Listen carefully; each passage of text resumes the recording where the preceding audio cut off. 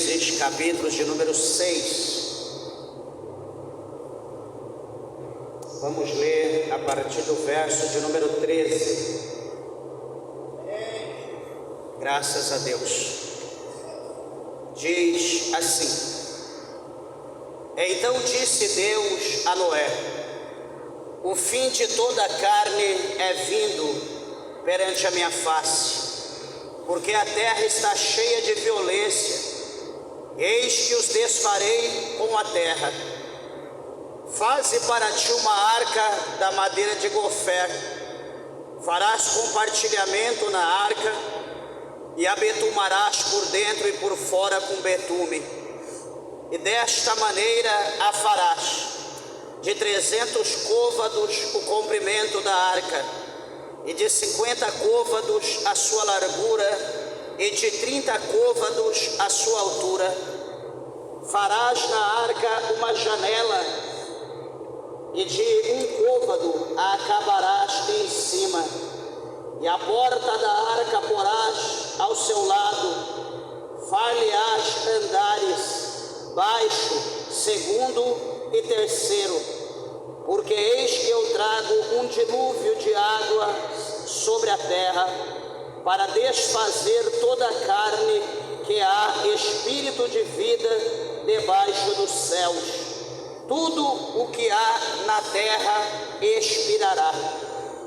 Mas contigo estabelecerei a minha aliança, e entrarás na arca tu e os teus filhos, tua mulher e as mulheres de teus filhos contigo, e de tudo o que vive, de toda a carne, 2 de cada espécie farás entrar na arca, para os conservar vivos contigo.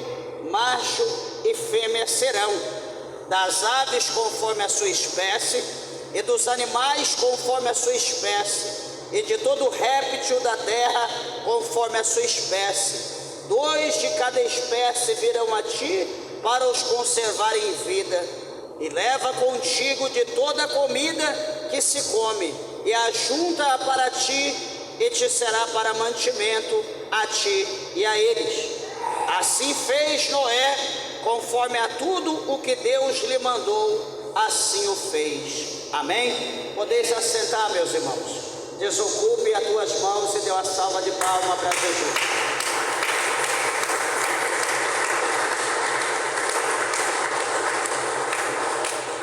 Glória a Deus, louvado é o nome do Senhor. Meus irmãos, eu peço por favor a tua atenção e reverência à palavra de Deus. Tenho certeza, que Deus, o Senhor, Ele tem uma palavra para nós, mediante aqui esse texto, esse último texto do capítulo de número 6 do livro de Gênesis, que nós acabamos de ler. Aqui neste capítulo, Deus, o Senhor, Ele acaba de anunciar a Noé que Deus traria sobre a face da terra uma destruição, Deus, Ele iria acabar com o mundo antigo. Isso quando nós lemos no Novo Testamento, nas cartas, nós vemos que o Senhor Deus, Ele decidiu destruir o mundo antigo. Pelo menos lá em Pedro, fala dessa maneira. E meus irmãos, então nós podemos, assim, quando nós falamos em destruir o mundo antigo, vem na nossa mente, por que Deus, que criou todas as coisas em 6 dias, no 7º dia Deus descansa, e de repente, do nada, Deus, Ele decide destruir toda a obra da sua mão. Vem à nossa mente, será que Deus trabalhou em vão? Será que Deus, Ele agiu dessa maneira porque alguma coisa aconteceu que estava fora do controle de Deus? Ele perdeu o controle e Ele decidiu então desfazer tudo o que Ele fez? Muitas perguntas vêm na nossa mente. Só que para tudo que a gente pensa, o que a gente filosofa acerca da Bíblia, a Bíblia ela tem resposta para tudo. E para a gente entender melhor essa situação, por que Deus Ele decide destruir, começa o princípio, o início de tudo, não ainda revelado por Deus, mas começa o início de tudo no capítulo de número 3 do livro de Gênesis. Porque o que acontece lá? Primeira coisa, o homem que Deus criou a sua imagem e semelhança, a sua adjutora, que estava ali do seu lado, para ajudá-lo, ali para compartilhar os seus momentos de alegria, de felicidade. Houve ali uma desobediência acerca da ordenança de Deus, e a mulher, ela vai pecar contra Deus, desobedece, vai comer do fruto da árvore que Deus disse para não comer. Também o seu marido é incitado a comer, ele come, e a partir daquele momento o pecado, ele entra sobre a terra, ele entra no gênero humano, e a partir dali o gênero humano começa a se tornar um gênero pecaminoso, um povo pecador. E veja que a Bíblia diz que o pecado, lá no capítulo 6, no verso 23 de Romanos, que o salário do pecado é a morte. O pecado consumado gera morte. E então, quando acaba o capítulo 3, acaba o capítulo 3 de Gênesis, Deus, ele sentenciando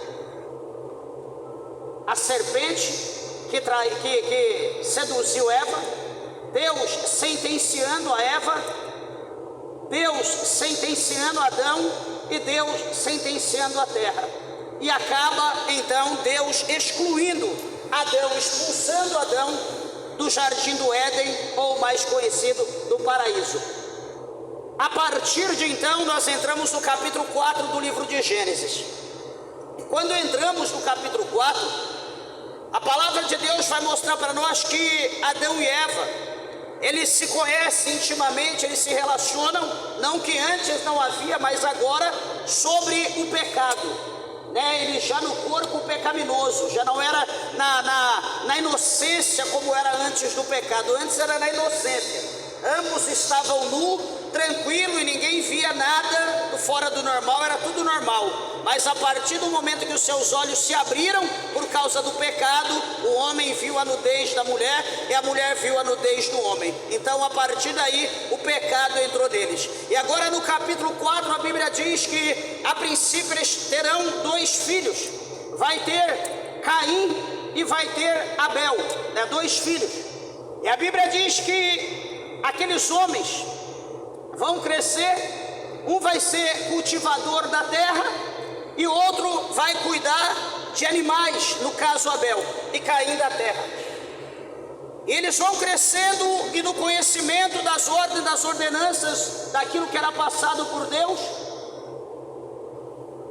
eles vão oferecer ao Senhor sacrifício, eles vão dar a Deus o fruto daquilo que o Senhor concedia por intermédio da terra.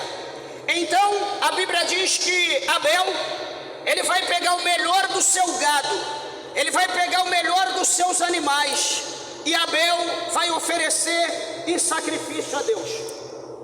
A Bíblia diz que também Caim, ele pega de tudo aquilo que a terra produziu, que ele achou que era agradável aos olhos de Deus, ele vai oferecer a Deus. E o que vai acontecer, meus irmãos? Veja bem como que é as coisas. A Bíblia diz que Deus então, por vontade própria, agradou-se da oferta de Caim. O cheiro da gordura, o cheiro do sacrifício do holocausto chamou a atenção de Deus, e Deus atentou para a oferta de Abel, não de Caim. E quando nós olhamos nessa sequência, nós vamos ver que todos os sacrifícios que eram oferecidos a Deus para a remissão dos pecados, porque sabemos pela Bíblia que sem derramamento de sangue não há remissão de pecados, tem que ter derramamento de sangue para ter remissão de pecados. Então veja que se nós formos olhar para a primícia, que Deus iria aceitar a abóbora, o alho, a cebola, o pepino, a mandioca, o repolho, o alface, se Deus fosse aceitar essas coisas e reprovasse a oferta de Abel, que era os animais que foram oferecidos, Então em toda a Bíblia, todo sacrifício toda oferta seria de vegetal, seria de legumes e não de animais. E olhando para essa primícia na sequência, que uma coisa leva a outra, não seria então necessário Cristo ele vir ao mundo para morrer como cordeiro imaculado, como cordeiro santo, sem nenhuma mancha, como um verdadeiro sacrifício puro, concedido por Deus a nós. Não haveria necessidade de Jesus vir ao mundo. Certamente Deus iria preparar algum outro meio, alguma outra forma no reino vegetal, para que pudesse ali então haver um sacrifício para um perdão universal. Mas porque Deus, ele atenta, Deus já tinha um propósito nisso, porque quando nós lemos o capítulo 3 de Gênesis, e quando nós lemos o versículo de número 15, nós olhamos lá e vemos que o Senhor Deus faz uma promessa. Veja que Deus está sentenciando a humanidade, Deus está dando a sentença. Então no verso 15 do capítulo 3 de Gênesis, Deus ele vai fazer uma promessa. É a primeira promessa na Bíblia que o Senhor ele mostra que ele vai enviar alguém que tenha poder de vencer a serpente, que é Satanás, e de vencer a morte. E esse alguém é o seu Filho Jesus Cristo. Ele não revela o nome, mas ele diz que vai nascer do ventre da mulher, vai nascer um varão, e a serpente irá morder o seu calcanhar, e ele então irá esmagar a sua cabeça. Então o Senhor está fazendo uma promessa que posteriormente, no tempo determinado por Deus, cerca de 5.000 anos depois, o Senhor então iria levantar, aliás 5.000, menos, né? Cerca de 3.000 e pouco, 4.000 anos, o Senhor iria enviar o seu Filho Jesus Cristo, o qual iria então acabar com o reino das trevas, com a serpente lá na cruz do Calvário. Então começa o pecado. De que maneira? A inveja. Abel, ele olha para o sacrifício, Caim olha para o sacrifício de Abel, vê que Deus recebe e despreza o dele, ele fica triste, ele se humilha, sente-se humilhado, na verdade, sente-se desprezado, rejeitado, abandonado. Só que, meus irmãos, eu sempre digo à igreja que Deus, ele é uma pessoa em espírito, e que nós possamos conversar, nós podemos, na verdade, conversar, dialogar com Deus. Você pode hoje fazer essa experiência, chegar à tua casa, entrar no teu aposento, no teu quarto, ali cerrar a porta, fechar a porta do teu quarto, dobrar ali o teu joelho numa poltrona, na cadeira, enfim, ali na tua cama, e colocar uma cadeira do lado e dizer: meu Deus, ou Jesus, ou Espírito Santo, não chamar um anjo, mas chamar a Trindade, e pedir para que o Senhor sente ali, que você quer conversar, você precisa desabafar, você precisa falar com Deus, você quer uma resposta de Deus. Eu te digo com toda a certeza, como Deus vive, que se Deus vê sinceridade no teu coração, sinceridade nas tuas palavras, Deus te responderá, até mesmo por gemidos inexprimíveis, até mesmo por lágrima derramada, porque às vezes falta a palavra, Deus ele vai responder, porque Deus ele não nos deixa sem resposta. Por que eu estou dizendo isso? Caim poderia dialogar com Deus, Caim poderia arrumar outro meio de ofertar a Deus, mas veja que o ciúme, a inveja é algo satânico, é algo diabólico, é algo demoníaco, que está na genética, que está no sangue, em todos os sanguíneos que habitam na face da terra. Por mais que nós não queremos, por mais que nós dizemos: eu não tenho, eu não aceito isso, todo mundo tem um pouquinho de inveja, e nós temos que lutar para que essa inveja ela não venha nos tragar como ela tragou Caim. Porque gerou o pecado foi consumido, foi consumado, e gerou a morte. A morte de quem? A morte de Abel. porque a inveja foi tão grande que ele chama Abel para ir para o campo. Certamente iria mostrar alguma coisa da sua agricultura, talvez iria mostrar alguma coisa nova que ele plantou, que nasceu, que ele ia colher, e o seu irmão inocentemente o acompanha, e na sua trajetória, talvez ali olhando alguma coisa, no momento de distração, lógico, nunca que Abel ia pensar que o seu irmão ia tirar a sua vida, porque não havia acontecido isso ainda. E então, certamente com uma pedra, certamente com um pedaço de pau, ou enfim, Caim, ele tira a vida do seu irmão, enterra o seu irmão e fica tudo em paz, e sai quietinho. Mas do céu, os olhos que tudo vê, os 7 olhos de Deus, como nós lemos em Apocalipse, no capítulo 3, contemplou e viu a visão perfeita de Deus, enxergou, e a Bíblia diz que então o Senhor fala para Abel: Abel, cadê o teu irmão? Caim, cadê o teu irmão Abel? E Abel vai dizer: a propósito, sou eu, guarda-costa do meu irmão, para saber onde ele está, ou enfim, achando que Deus, olha como o homem não conhece Deus. Então Deus, o Senhor, brada e diz para ele: olha, o sangue do teu irmão Abel clama por justiça desde a terra. O sangue, como a Bíblia diz, é a vida do ser, é a vida daquele que está vivo. Por isso que a Bíblia não permite, Deus não permite que o homem coma o sangue do animal, porque a vida está no sangue. Então Deus vai dar uma sentença para Caim, Deus vai colocar um sinal em Caim, e agora então começa o homicídio pela face da terra. Mas o maior pecado não é o homicídio. Aí nós chegamos no capítulo de número 6, porque o 5 vai falar da genealogia, mas nós vamos ver o capítulo 6.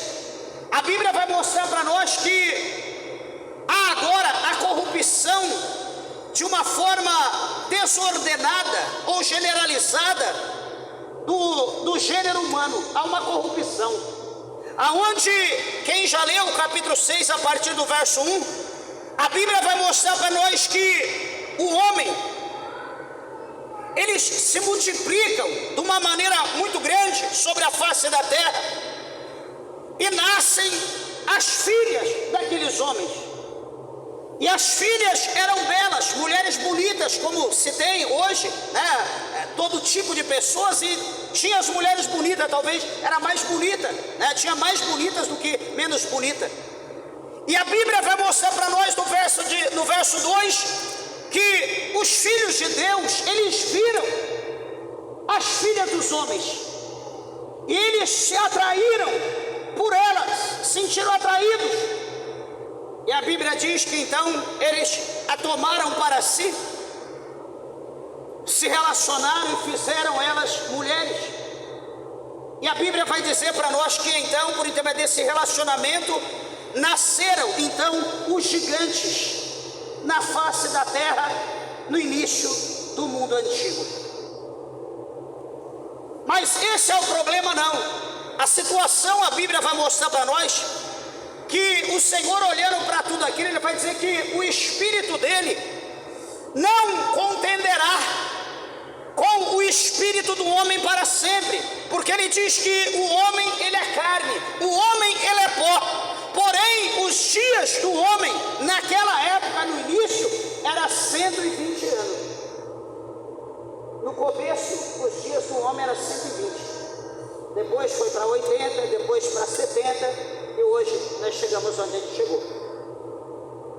Mas por que vai acontecer essa situação? A Bíblia mostra para nós no verso 5, que o Senhor viu que a maldade do homem se multiplicara sobre a face da terra de uma forma que não tinha explicação, e havia indignação. O pensamento do homem era má de contínuo, a maldade dominava sobre a face da terra.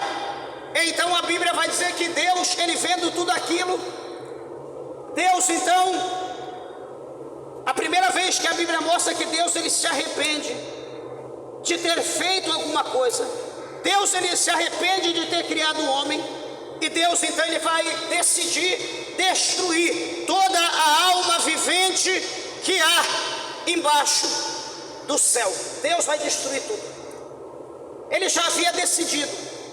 Só que, meus irmãos, a Bíblia é clara em dizer para nós que Deus ele não tem um culpado por inocente, e que o justo ele não paga por causa do injusto.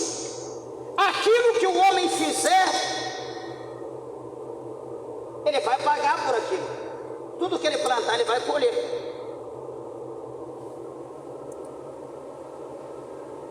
No tocante ao plano de Deus de destruir, o Senhor ele olhando para a face da terra, contemplando todo tipo de pecaminosidade,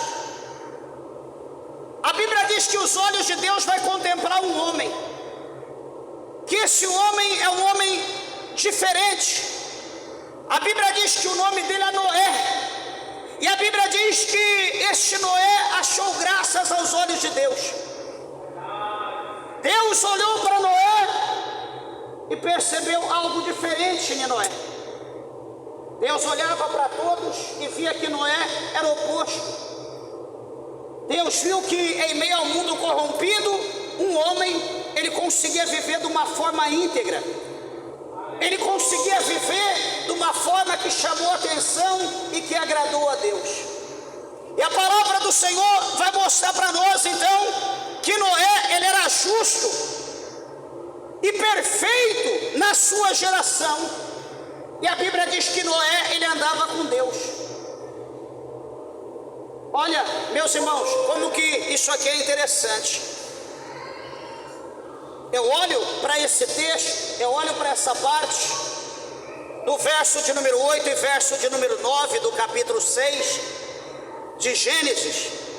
Eu vejo como que o ser humano hoje está, vamos dizer, no avesso, está oposto aos princípios dos ensinamentos que é proposto para cada um. Veja bem, por exemplo, hoje, tudo que um pastor famoso ele lança, todos aqueles que o conhecem, que o seguem, vai fazer também de igual forma. Se ele coloca um chapéu e vai pregar com o chapéu, e quando ele acabar de pregar, ele coloca o chapéu sobre o microfone, roda, joga no alto e cai na cabeça, todo mundo que for pregar vai optar por fazer aquilo, porque o pastor famoso está fazendo. Se alguma cantora famosa inventar alguma coisa, como que hoje é de praxe, né? Não sei nem o que falta inventar mais, porque a igreja é uma cópia, né? Faz uma cópia de tudo que se vê. Então, se uma cantora famosa lança alguma coisa, daqui a pouco todas as irmãs que louvam na igreja, ou mesmo que não louvam, mas tem ali uma simpatia pelo louvor, vai estar fazendo da mesma maneira. Ou seja, nós temos a facilidade de absorver as coisas que nós olhamos. E detalhe, nós observamos mais as coisas que agradam a nossa carne do que as coisas que agradam o nosso espírito. Tudo aquilo que é bom para a nossa carne, que é bonito, que enfeita a nossa carne, nós queremos. Mas aquilo que é bom para o nosso espírito, que fortalece, que faz o nosso espírito crescer, nós repudiamos, nós não aceitamos. Então, por que eu estou dizendo isso? Porque Noé, num mundo corrompido, aonde todo mundo havia voltado para o pecado, Deus ia matar todo mundo, não ia sobrar ninguém, mas Deus viu que Noé era reto, que Noé era temente, que Noé não se interessava pelas modas, por aquilo que era lançado, por aquilo que era proposto pelos familiares, pelos amigos, pela mídia da época. Noé, ele não se interessava, Noé era um homem de princípio. Noé, ele fez como o salmista deixou escrito para nós, nem havia escrito ainda, mas Noé já tinha isso no seu coração. E o que era? O que o salmista diz? O salmista diz: guardei a tua palavra no meu coração para eu não pecar contra ti.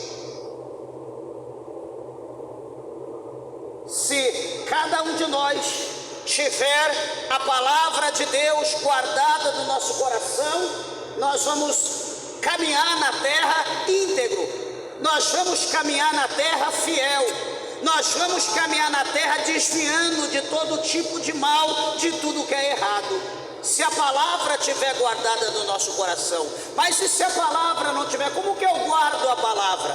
Eu guardo a palavra ouvindo, eu guardo a palavra lendo,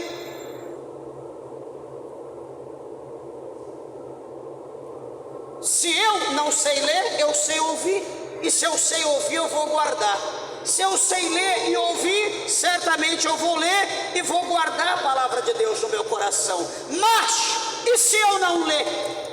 E se eu não der crédito? Certamente a nossa vida, certamente a igreja, vai ser como o povo do mundo antigo. Vai ser do mesmo jeito. Todo mundo vai dar lugar para a carnalidade, para o pecado. Deixarão de dar ouvido à palavra de Deus, irão viver, que hoje trocaram liberdade por libertinagem, vão viver a libertinagem achando que estão vivendo a liberdade. E quando não é dessa maneira, a gente torce a palavra de Deus, procurando só uma parte da palavra. Esses dias conversava ali com os irmãos na porta, já fechando a igreja, e estava ali rolando um tema sobre Efésios capítulo 5, verso 18. E o que diz em Efésios 5,18? O apóstolo Paulo exortando a igreja de Éfeso e todos os crentes em Cristo Jesus até a consumação do século. E Paulo exortava de que forma? Qual a palavra expressa? Efésios 5,18. Paulo diz: não embriagueis com vinho onde há contenda. E ele continua a parte B: mas enchei-vos do Espírito. O mundo hoje, atual, que observa os seus amigos, colegas, companheiros, nesse calor terrível aqui do Goiás, todo mundo tomando uma cervejinha, todo mundo bebendo alguma coisa, se alegrando entre amigos, alegrando entre aspas, que eu já bebi muito, e álcool não traz alegria nenhuma, escraviza o ser humano, dá desespero, dá vontade de morrer, mas você está preso. Aí os crentes vê os amigos em rodinha, participando, se alegrando. Aí eles também começam a combinar na igreja: olha, vamos beber um negocinho, vamos fazer um churrasquinho, vamos beber socialmente, vamos comprar sem álcool. Começa sem álcool, mas não tem graça. Aí compra uma com álcool e mistura, faz um mescladinho. Daqui a pouco, não, mas isso aqui não está dando nada, joga tudo para lá e puxa com álcool. Não, mas é só entre amigos, é só entre irmãos, não tem problema. A Bíblia diz para não se embriagar. Aí a frase imperativa: eu estou bebendo, mas eu não estou me embriagando. Quem diz que você não está se embriagando? Embriagar para você o que? É cair? Esses dias eu dizia para o irmão: toma meio copinho, pega o teu carro, segue o teu destino, e a Polícia Federal te parar ou qualquer outro, pedir para você fazer o bafômetro pelo pouco que você bebeu, certamente eles vão te liberar, não vão te multar, não vai prender o teu carro pelo pouquinho que você bebeu. Então o pouquinho que você bebeu te condena. Então a gente se atenta só para aquilo: eu não vou embriagar. Então eu disse para os irmãos: espera aí, por que as pessoas, em vez de atentar para essa parte A, não atenta para a parte B? Eu nunca vi, já há 20 e poucos anos que eu me batizei, eu nunca, quer dizer, já conheci alguns irmãos, mas faz muito tempo, que diz: pastor, eu quero me encher do Espírito, eu quero andar flutuando de tanto poder do Espírito Santo de Deus. Como que eu faço? Eu nunca vi um homem, uma irmã, um jovem, uma criança falar isso. Mas beber um pouquinho, só um pouquinho não tem problema, é o que mais a gente ouve na face da terra. Por quê? Porque a nossa carne, ela está vivíssima, ela está viva. A nossa carne almeja por isso, como acontecia aqui em Gênesis. Mas Noé, ele fugia de tudo isso. Noé era o único íntegro na face da terra, no mundo corrompido. Pastor, lá na minha casa é terrível, só eu servindo a Deus.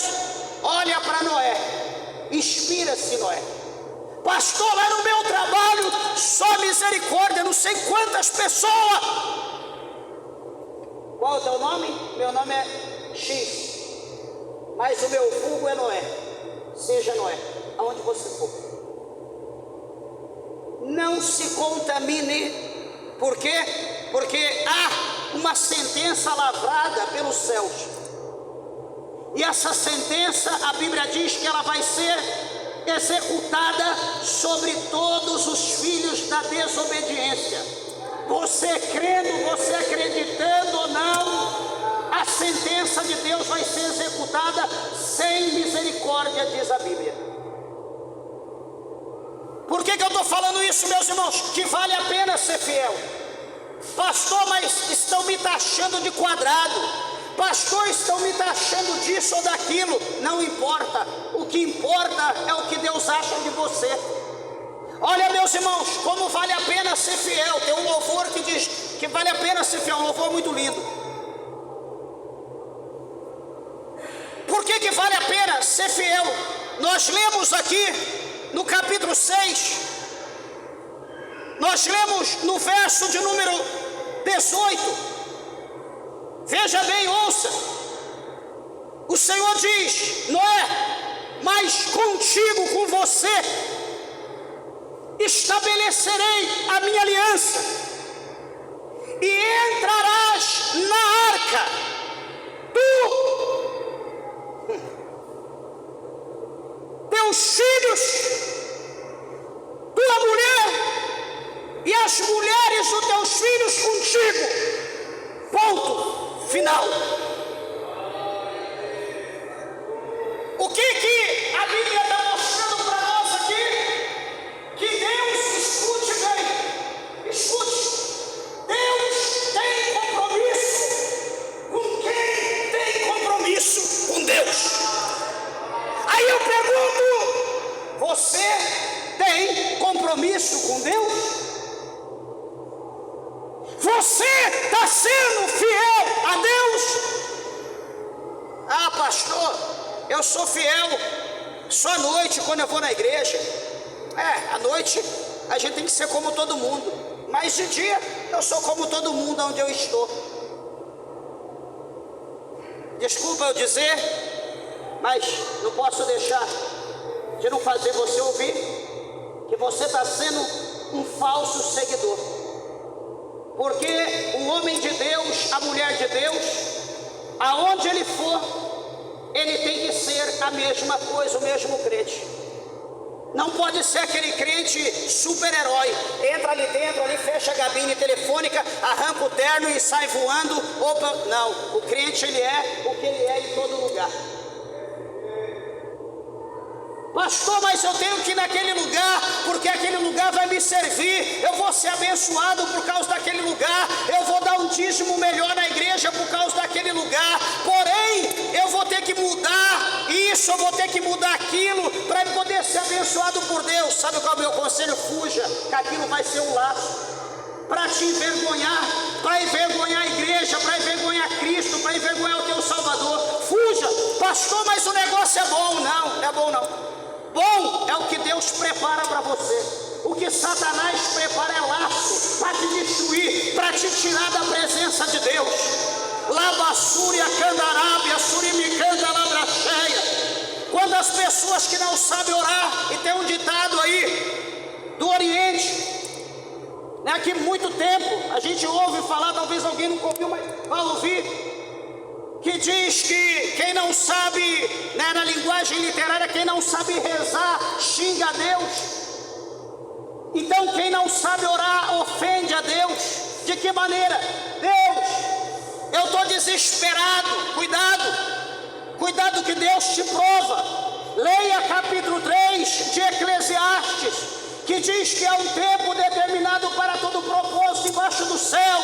Leia capítulo 8 de Romanos, onde Paulo diz que todas as coisas, elas contribuem para o bem daqueles que amam a Deus. Todas as coisas. Pastor, se Deus não agir hoje, vai ficar pior, vai ficar terrível. Até o terrível, o pior, o terrível, o terribilíssimo vai contribuir para aquilo que Deus tem para a tua vida. Então somente espere a hora de Deus. Seja paciente, porque Deus está te vendo, Deus está te contemplando, Deus conhece, Deus sabe de tudo.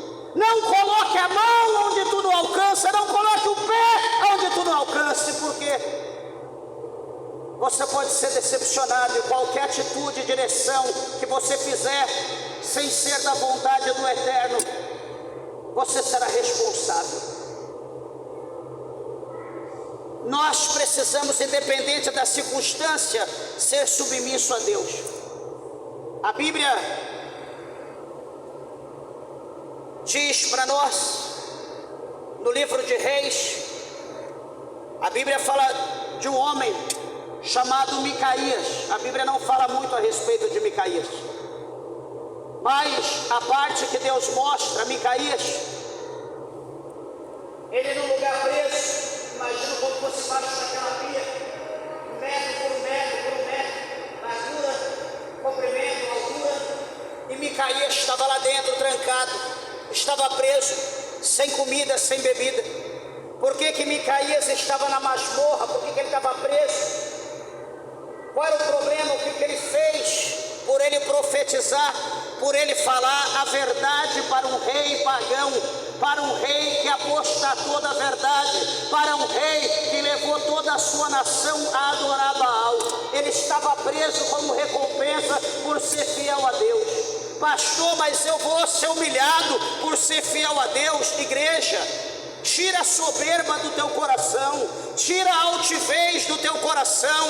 Leia a palavra de Deus lá em Filipenses no capítulo 2, lê lá a partir do verso de número 6, 7, 8, 9, leia quando Jesus, ele sendo Deus, ele não usurpou ser como Deus, ele não quis ser como seu Pai. A Bíblia diz que ele se humilhou até se tornar um embrião, que foi colocado pelo Espírito Santo no ventre de uma virgem, cujo nome é Maria, agraciada. E ele nasceu, veio a esse mundo e nos deu exemplo. E quem é eu, quem é você, para não querer se humilhar? Ah, eu vou me humilhar? Ah, aonde eu me humilho? Então continue se exaltando, continue sendo o que você não é. Mas eu te digo uma coisa, depois dê uma passadinha lá no livro de Daniel e leia, por favor, leia em voz alta, pausadamente, e veja o que aconteceu com um homem chamado Nabucodonosor, que era um rei. Leia lá depois, eu não vou falar nada não. Dá uma lidinha depois, lá nos evangelhos, e veja o que aconteceu com um rei chamado Herodes, um rei que não deu glória para Deus. Dê uma lida lá o que aconteceu com ele, o que a soberba fez com esses dois reis, entre muitos. Mas então Noé, na sua humilhação, Noé, ele e a sua família, sendo reto, perseverando naquilo que ele havia aprendido, chegou um momento que ele ia ter recompensa. Qual era a recompensa? Deus disse: Noé, eu vou destruir o mundo, tudo que tem vida vai ser destruído, mas como tu é reto, como tu é obediente, como tu é temente, Noé, como você tem instruído a tua casa para andar nos meus preceitos, nos meus ensinamentos, Noé, eu vou te dar as coordenadas, eu vou prorrogar o tempo da destruição desta terra. Eu vou prorrogar até você acabar de fazer a arca. Diz a Bíblia que Noé demorou cerca de 100 a 120 anos para acabar a arca. Se Deus, o Senhor, não tivesse o projeto de salvação na vida de Noé e da sua família, aquele povo já teria sido destruído 100 anos antes. Deus não teria prorrogado o tempo da destruição. Mas o que eles fizeram, eles acreditaram. Veja que quando nós lemos o capítulo 6, verso 18, a arca foi feita para Noé, para sua esposa, seus filhos, suas noras e o casal de animal que Deus ordenara que ele colocasse dentro.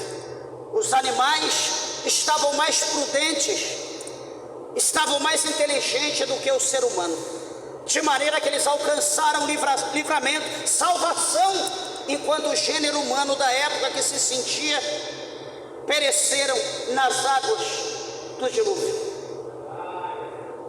Cuidado você que se acha sábio demais, cuidado você que se acha poderoso demais, e Deus olha em você e não acha um coração humilde. Deus olha lá do céu, olha para você e não vê um coração simples. Deus olha para você e não vê que você absorve a palavra de Deus e coloca em prática. Veja, o necessário ou importante não é só ler, pastor, eu estou lendo. Não, o necessário é ler, estudar e colocar em prática.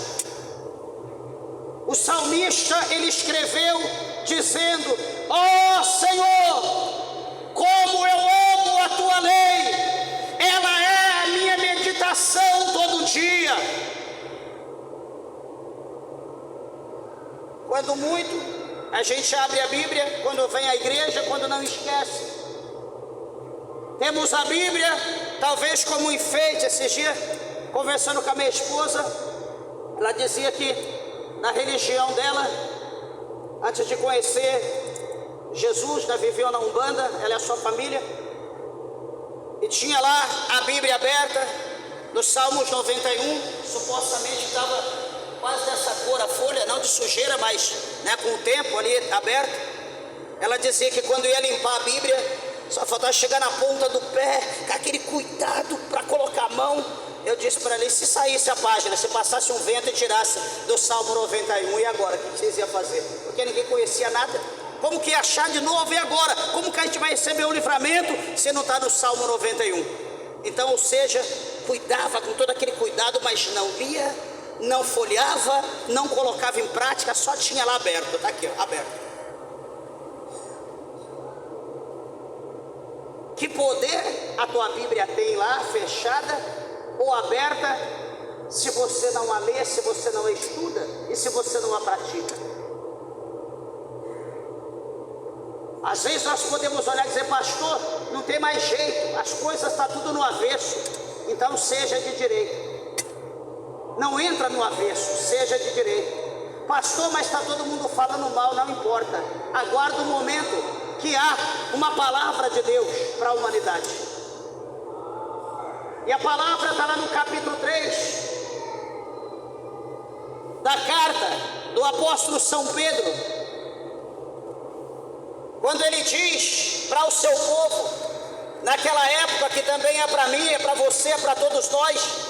Segundo Pedro, no capítulo de número 3, no verso 7, o apóstolo Pedro revelou, deu uma palavra que conforta o coração do crente e que certamente preocupa aqueles que não servem a Deus, aqueles que estão enraizados nessa terra.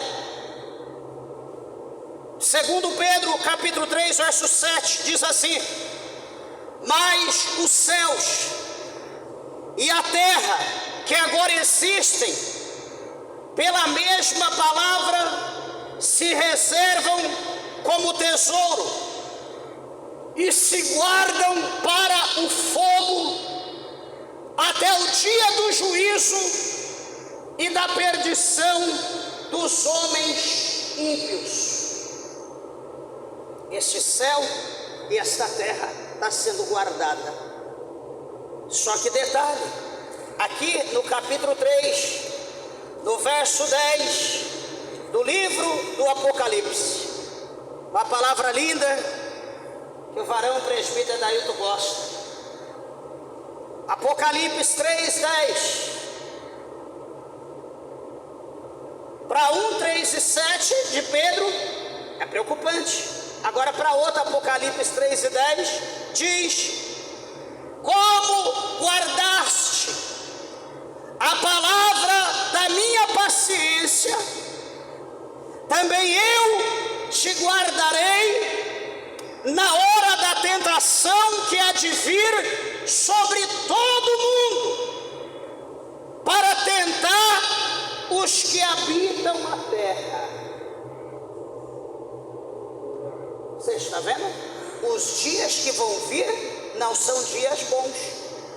Já encerro dizendo aos irmãos: eu não sei mais o que falta acontecer.